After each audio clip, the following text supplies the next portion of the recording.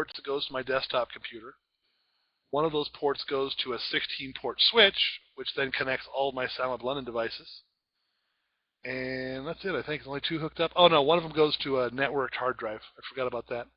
Then everything else in my office connects wirelessly. I've got 1, 2, 3 other computers, 4 other computers. 1, 2, 3, 4, yeah, 4 other computers that connect wirelessly. So we're effectively all connected to the same network. We're all plugged into the DSL modem, basically.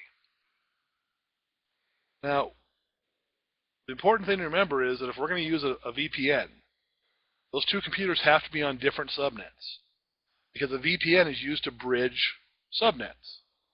So the 2 different computers and the Silent London devices, your computer has to be on one subnet. It doesn't have to be 192.168, it just has to be something.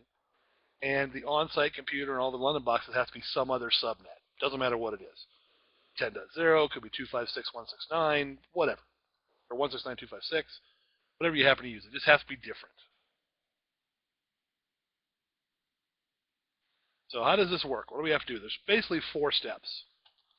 The first step is we'll configure the on-site computer to be a Windows XP VPN server. This can also be done with Windows Vista, but the example we're going to use today is Windows XP, just because I can't do 14 different examples of every possible operating system, so we picked XP to use. And XP is the thing you're most likely to have on a computer that's laying around, because if you don't already have a computer on site and you want to be able to do this, the cool thing about it is this VPN computer, it's doing nothing. I mean, it's not working at all. It's doing very little effort whatsoever. So you can put in, machine that got too slow for your secretary 2 years ago, and it's still hanging around the back room of your office. Add it to the job for $400, sell it to them, and install it, and use it as a VPN server. It'll work great, VPN server. Here in my office, the VPN server is actually a little tablet PC that I use when I go out and do in-person trainings. If I'm not doing that, I stick it in the rack, and it functions as a VPN server most of the time. So it doesn't take much processing power to be the VPN server. So the first step is to configure that computer VPN server. Second step is we're going to configure the router on site to do 2 things. It has to forward port 1723 and allow what's called VPN pass-through. And I'll show you that on my router. Okay, so don't panic if this is seeming like big steps, because we are doing... Why did that mouse just come flying across the screen? That was fun. Move this mouse so it stops. There we go. So this is configured to forward port 1723 and allow VPN pass-through, and I'll explain what that means when we get to that step. Third step is to configure a VPN client, create a VPN client on your computer. So your computer can connect to VPN. And then the final step is to configure London Architect on your computer so it knows how to communicate over the VPN using static routes. Once we connect to the VPN, we'll have a connection between our computer and this remote network somewhere, which is all well and good, but remote or VPNs don't pass broadcast packets. So normally when you launch London Architect sends out a broadcast message saying, okay, who's on the network? And all the devices out there respond and say, I'm here, I'm here, I'm here, give them the names, give them MAC addresses, IP addresses, all that good stuff. And that's how it builds the network list.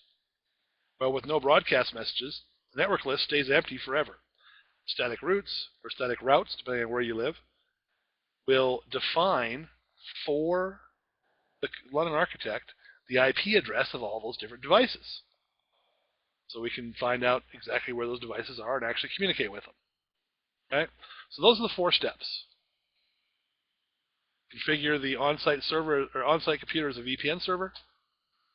Configure the on-site router for port forwarding and VPN pass-through. Configure our computer with a VPN client, and configure London Architect to use the VPN. All right, we ready? Here we go.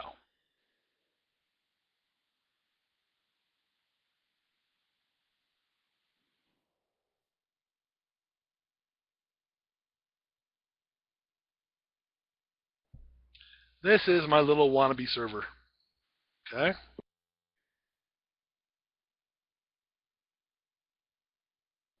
And that document, excuse me, I had a little frog in my throat there. I think maybe he had a friend. Hang on. There we go. I think I got them both. Okay. This document that I gave you, if you didn't get it, you can download it at the end of class, is designed very much to be used in the mode of just being a mouse monkey. Okay? You shouldn't have to think very much in this document. And in fact, the more thinking you do, the more likely you are to goof this up. This was written very much from a follow the instructions exactly and don't think about it point of view, which is why it starts with click on the Start button, select Control Panel. We're going to make this so anybody can do it. Step 2, in the Control Panel, double-click on Network Connections. Where's Network Connections? There it is. There. Now, you might have a control panel that looks like this. Great big icons. You might have a control panel that looks like this with the little icons. Whatever the case, double-click on Network Connections. Step 3, under Network Tasks, which is right over here, click on Create a New Connection. Now, this function over here on the left-hand side is called Show Common Tasks, and you might have that turned off. If you do, then instead of clicking on Create a New Connection, you would double-click on the New Connection Wizard, which if this Common Tasks were not listed over here, then right over here on the right-hand side, you'd have a line that says New Connection Wizard. And be careful because it's right above or right below Network Connection Wizard, which is not the same thing. So we'll do Create a New Connection.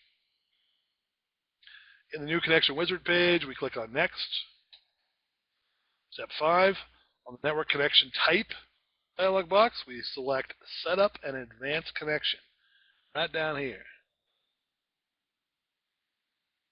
Okay. Next.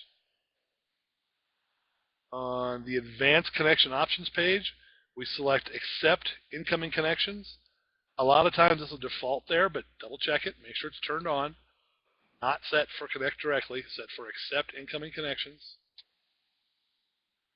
Hit Next.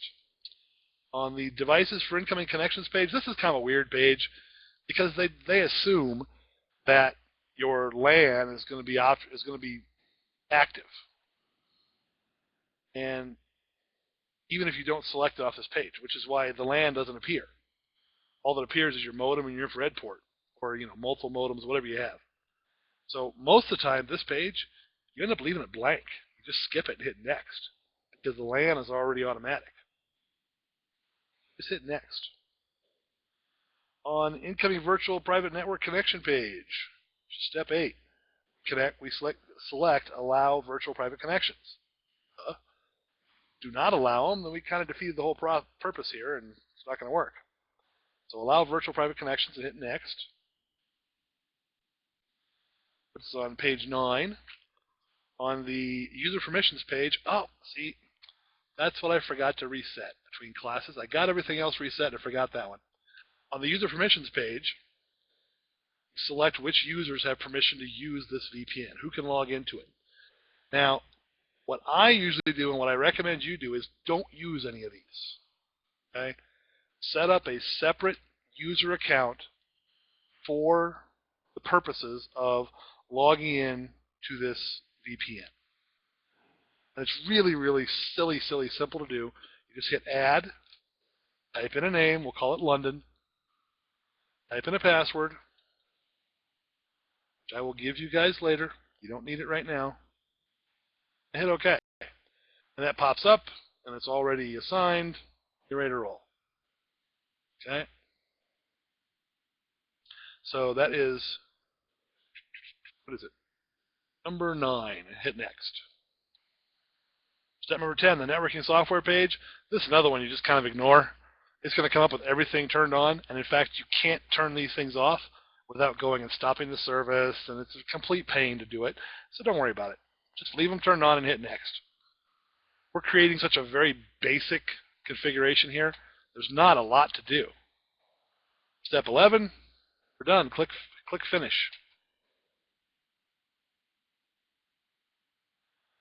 And now, on this network connections page, we have a thing up here called Incoming Connections that wasn't here previously.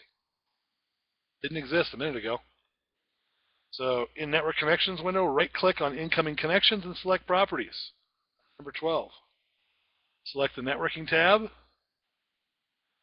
Number 13. Step 14. Select Internet Protocol TCP/IP and hit Properties. And there are 3 things we have to do here. Number 1, make sure network access is turned on. Oh, I'm going out of order. I apologize. That's number 17. Number 16 is specify a TCP/IP address. Let's take a moment to think about this. In order to connect across the VPN, London Architect has to use static routes or static routes, whatever you want to call it. Which means you tell London Architect in advance what the IP address will be for all of the Sound London devices. If you're going to tell it in advance, that means it has to know, they have to be fixed IP addresses. Now, you can't use dynamic IP addresses and have this work, because if they change, now your static routes don't work anymore. So you're going to be using fixed IP addresses. So then you specify TCP/IP addresses, and when you're doing a VPN, you need one IP address for each end of the pipe. If you have multiple pipes, you need one for each end of each pipe. The Windows XP VPN server is only capable of maintaining a single VPN connection at a time, so all we need is 2 IP addresses. So I'm going from 10.0.22.1 to 10.0.22.2. If I had a different piece of software that allowed 50 or 100 connections, I have to crank those numbers up. But I don't, so no big deal. There's my 2 IP addresses, which, by the way, means that whenever I log in, this last number, or the second one, 10.0.22.2, that's the IP address that will be assigned to my end, client end. Server end will always get 10.0.22.1. Allow calling computer to specify its own IP address? No. If you turn that on, it's just a way to break it. Don't want to do that. So, step 19, click OK, and click OK, and close the Network Connections window. I'll leave the Network Connections window open for the fun of it. We're done. That's step 1. We just configured the Windows XP computer to be a VPN server. Question on the screen is, does this work on XP Pro only? I'm not sure. I haven't tried it in XP Home. I have XP Home on this computer. Let me look over here and see if I have it on this computer. Pretty sure I do. Windows XP Home Edition, yes. Tell you what. Let's check that real quick, because I can go through that same process in about 60 seconds when I'm not having to explain it as I'm going. And that would certainly increase the number of, I don't want to say obsolete, but the number of old computers that are sitting out in the world we could use. And accept incoming connections, hit next. Next. Allow virtual private connections, hit next. Yeah, I'm doing it right here on this Windows XP Home computer, and it's, yep, works just the same. So XP Pro or XP Home, either one will work just fine for this. Doesn't take anything special.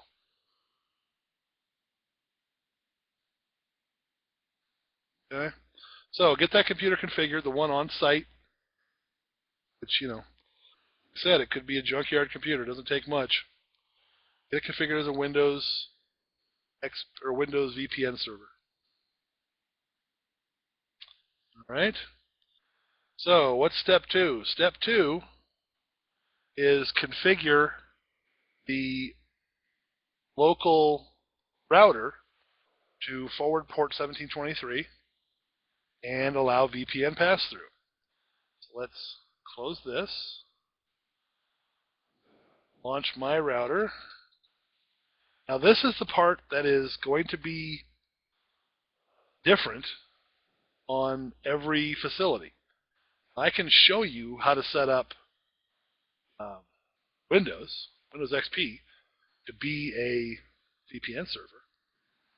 But unless you have a DSL router manufactured by 2Wire, the model, whatever the heck this is, 2700G, unless you have that exact same router, then your router configuration won't be exactly the same as what I'm about to show you.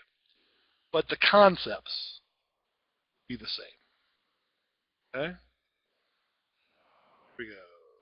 Screen. Oh, not that one. This one. There we go.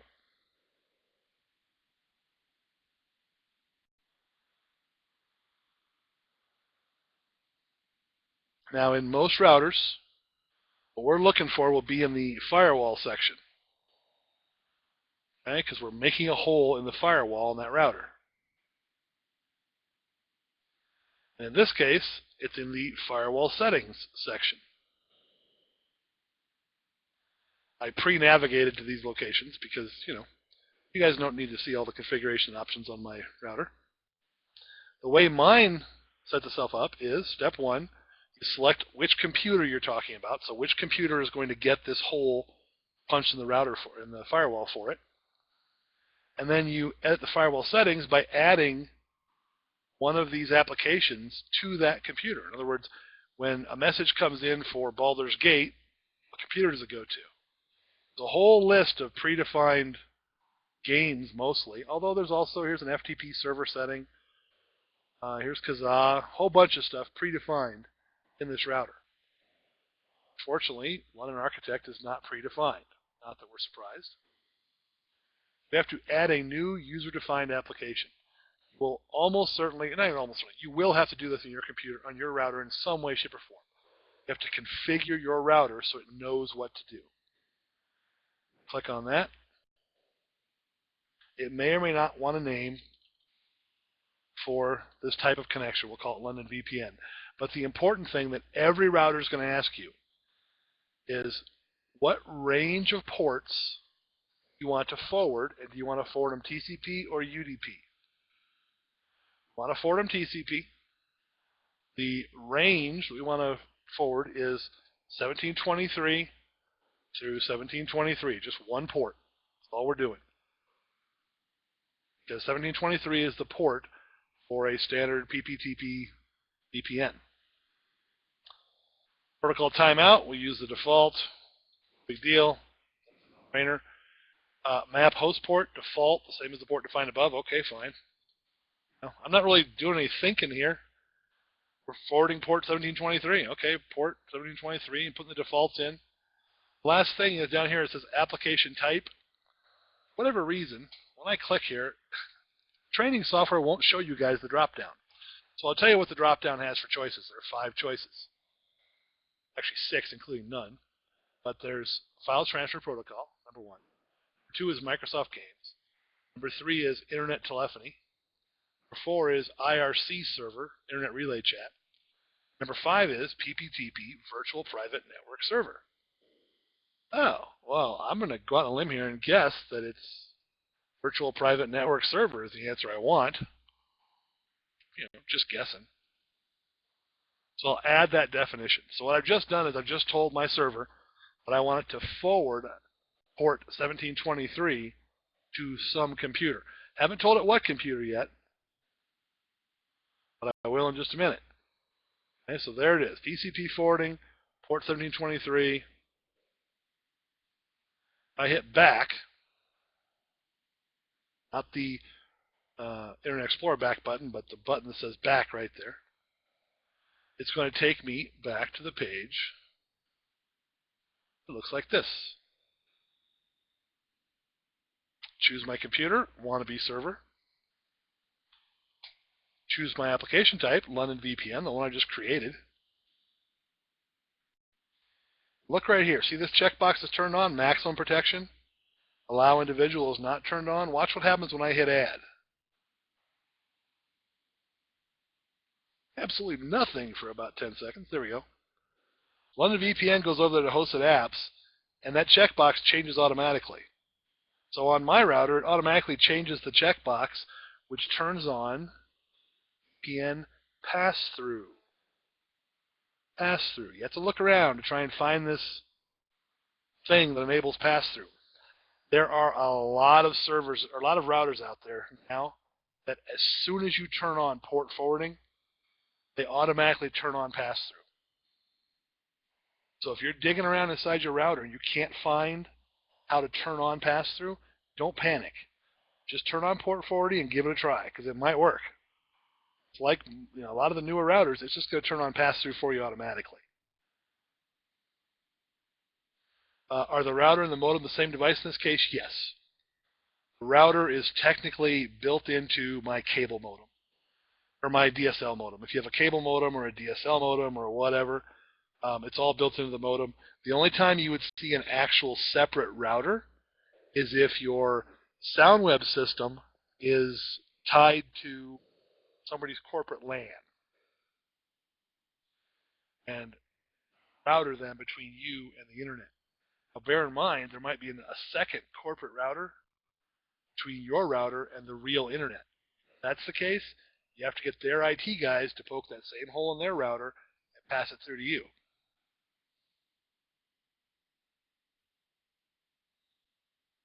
Okay. What about a wireless router? Wireless router is irrelevant because this router, the fact that it has wireless capabilities is irrelevant because this router has to have at least one wired connection or you can't plug it into a cellular London device. So if it additionally has wireless connections, that's fine. Doesn't matter. Okay, so I'm done. It's configured. Click on Done. Look at that. Now it says Firewall active. Device, wannabe server, allowed applications, London VPN. Check the details here just for fun. Device, wannabe server, allowed applications. It's a virtual private network server. Protocol's TCP. The port number is 1723. Life is good, man. We're rocking and rolling. We've finished step 2. And that is going to be probably the step that gives you the most grief out of this whole process. Because it's the one step that's going to be different for everybody. So it's the one step that I can't investigate and find you an answer in advance on. Right? So we're done with step 2. What was step 3? Step 3 was configure a VPN client on your computer. Okay, well, playing the part of your computer today will be my extra computer, Wally.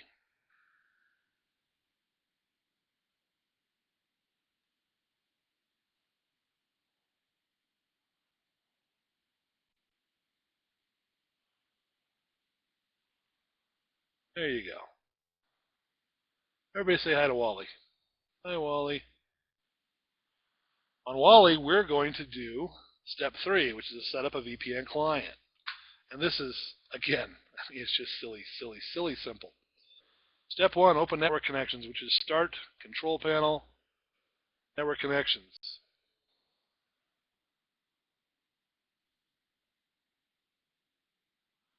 Right?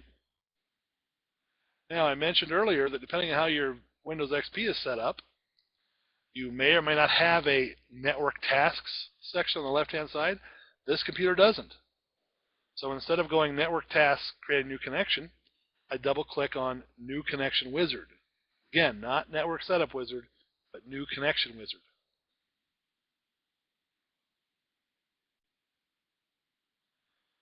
Step 3 on the New Connection Type page. Oh, how about that? Hit Next. On the New Connection Type page, I select Connect to the network at my workplace. Now, this is the same exact wizard we use to set up the VPN server. We did the VPN server, we did set up an advanced connection. Client, we do Connect to the network at my workplace. Because Microsoft is smarter than you are. They can't just call it setting up a VPN.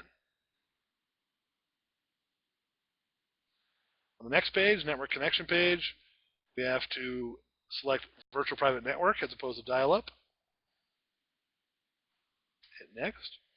Give it a name. Call it London Remote. Call it whatever you want.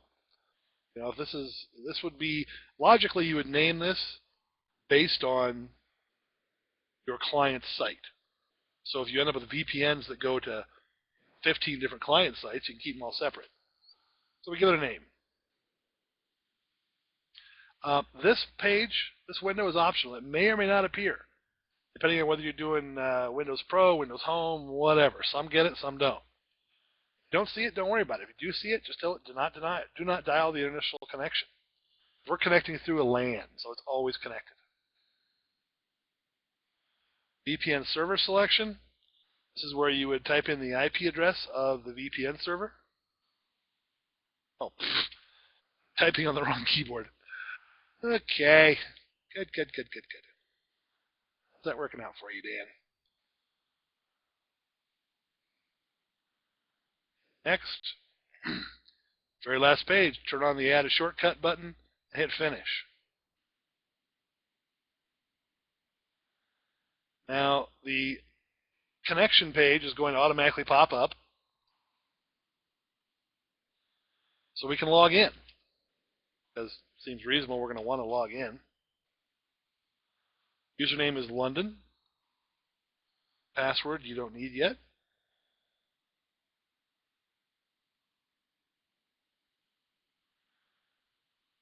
I usually save this username and password for anyone on the computer as a convenience for myself. I don't believe that I need to have super high password protection on every single thing on my computer because I already have to have a password to log into the silly thing. And it's inside my locked house or my locked office. So, not crazy on security here. So I hit connect.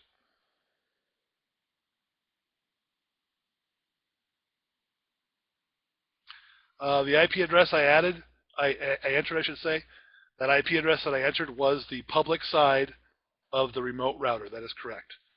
That's the IP address of the router on site, so to speak. Talk about an issue with that in just a minute. So now it says registering your computer on the network. In fact, I'm already logged in. On my computer, I'm looking over here and it says London Remote is now connected. Why are you guys seeing registering your computer on the network? Because as soon as I connected the VPN, that broke my connection to the training room.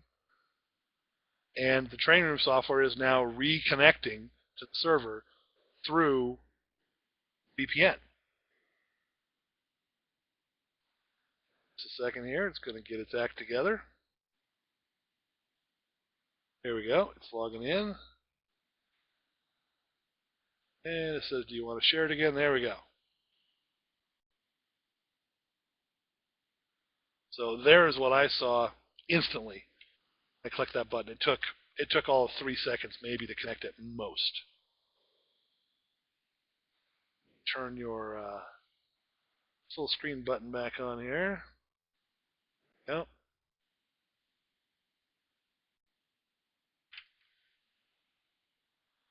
Okay, so I'm connected. I'd call that step 3 done. Step 3 is finished.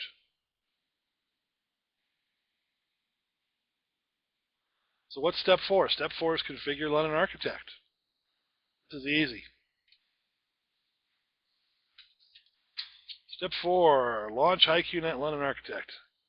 And sit back and wait. There we go. It takes a minute to launch on this computer because it's a sad little laptop. It's a gateway, for Pete's sake. It's not that bad. There's London Architect. And you notice down here in the network window, I don't show anything as Ethernet. Okay? I'm connected Ethernet to my rack right now through starting with the laptop. We go from the laptop to the cellular Wi-Fi card. There's a VPN tunnel through that cellular connection to my DSL router. passes the information on to the VPN server, which then gives me access to the entire network. And London Architect is pinging like crazy right now, sending out those broadcast packets. Who's out there? Who's out there? Who's out there? There's nobody out there, because London Architect is the only thing on its side of the VPN. Everything else on the other side, broadcast packets can't get. Can't go there. We have to set up static routes. Piece of cake, nothing to it. First, I should turn off my cell phone. There we go. First, though, we have to set up the London Architect to use the VPN. So we go Tools, which is step 2, page on the step 4. Tools, Application Preferences. Click on the HiQNet tab. And the HiQNet tab shows you every possible network interface adapter on your computer. Now, there could be easily 3 or 4 of these turkeys on there. The one we want to select is the one we recognize as being, oh yeah, that's the IP address I set on the LAN, on the VPN, I mean. It's the VPN's IP address. So that's the one I want to talk to. Now, truth be told, you can usually get away with just turning them all on and hitting OK. It'll slow down an Architect down a little bit, but it will work. Best thing to do is just turn on VPN and hit OK. Refresh the network, and nothing happens. Tools, File Preferences is the next step. Click on the Static Routes tab. Click on Add. And type in the IP address of one of your Sound London devices. This case is 10. Wrong keyboard again. This case is 10.0.80.1. Hit OK. Now, if I did this right, as soon as I hit OK right here, magic should happen. It should refresh the network, and over here, the word Ethernet should pop up, and it should show me one Blue 80. So cross your fingers.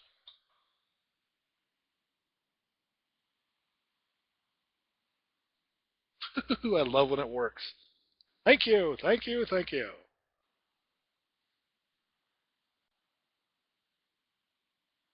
There it is. There's my Blue 80. The first Blue 80 in my rack with its happy little green star on the top right telling me I'm connected. Go online to it. Double click here.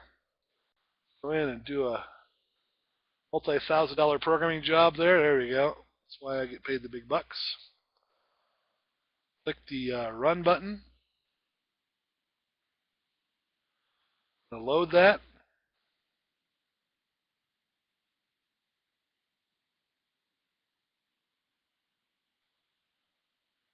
You notice it does take a little bit longer to load this design file across the VPN than it would if you were directly connected.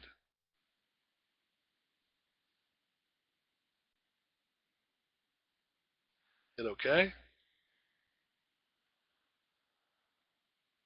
And there we go. I'm online to my device. Does this work? I don't remember. Nope, doesn't show. It will show out here, though. Actually, show it here if I do this. View, network.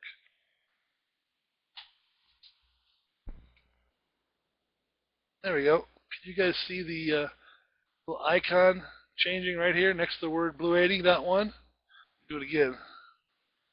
That's me pressing the locate light in the front of my Blue 80, showing that it is, in fact, connected.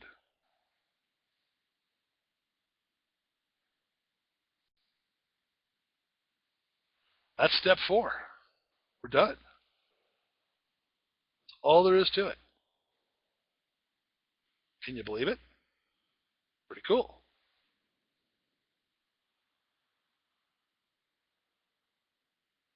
Now, for anybody who would like to connect from your location to my location, you need to do step 3 and step 4 on your computer real quick here.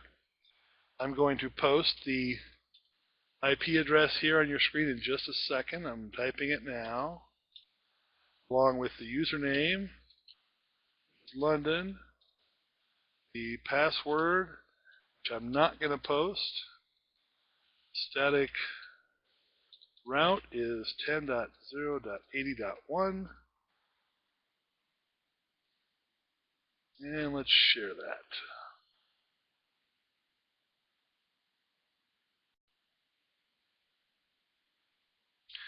And what we're going to do